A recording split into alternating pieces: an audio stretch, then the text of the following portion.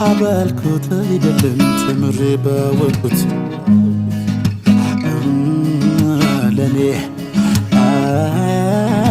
ሕይወት ከፈጣሪ በታች ናት። አዎ እኔ ልሙት ባንቺ ነው ሰው መባል የቻልኩት።